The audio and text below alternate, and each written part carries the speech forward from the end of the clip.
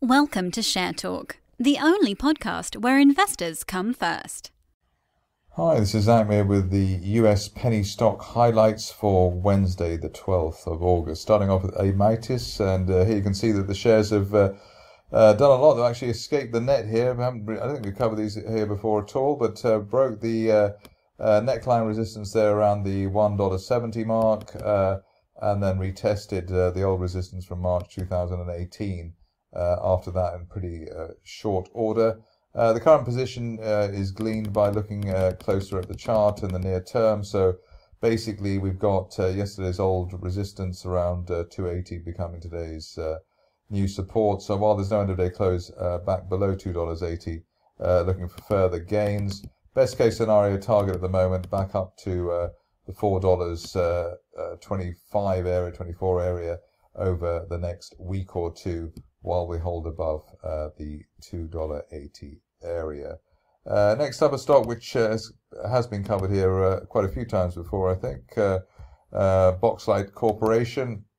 And what a mover it's been in the recent past, the gap up, the gap down, and then the gap up again. So the shares don't really know where they're going or what they're doing at the moment. Probably in the near term, if you want to get involved in this situation, we've got initial support there at the early August resistance at around $2.30.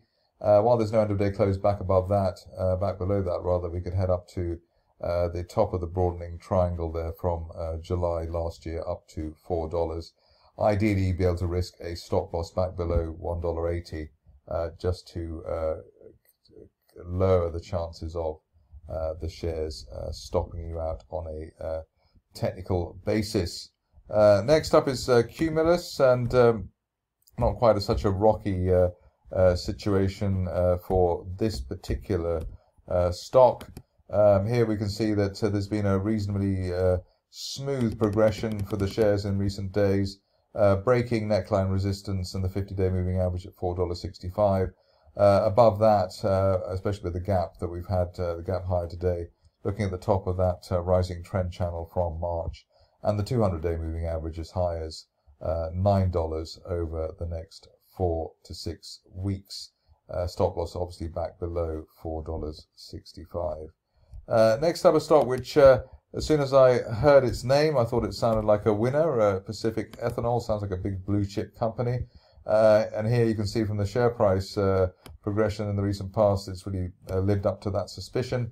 I suppose the real action here in recent days was the bounce off the $1.90 area, and then the break of the old July resistance at $2.80. While we're above that, looking for a top of March trend channel target as high as $5.30.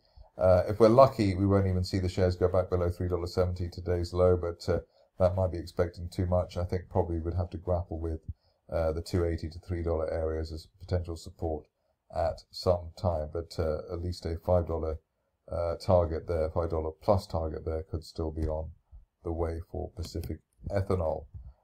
Difficult to resist looking at biotech companies these days. They're one of the hottest areas of the market, and Pacific Biosciences has really done well since the gap through both the 200-day moving average and that resistance line there from back in December. Currently, we're hoping that the stock will remain above the recent high of the beginning of the week at $4.90. While there's no end of day close back below that, looking for a top of October price channel target up as high as $8 over the next 1 to 2 months. The next stock is one that is also looking good in terms of the bullish scenario. It's always nice to see a new situation in terms of being a recent trend line break or a 50-day moving average break, and we've got both of those with Cassava Sciences. So breaking the two, well, let's say call it the $3 area and the 50-day moving average. Above that, looking for a top of May price channel target as high as $4.66 over the next few weeks. Only back below the $2.80 level, and the uptrend line from May really delays the upside scenario.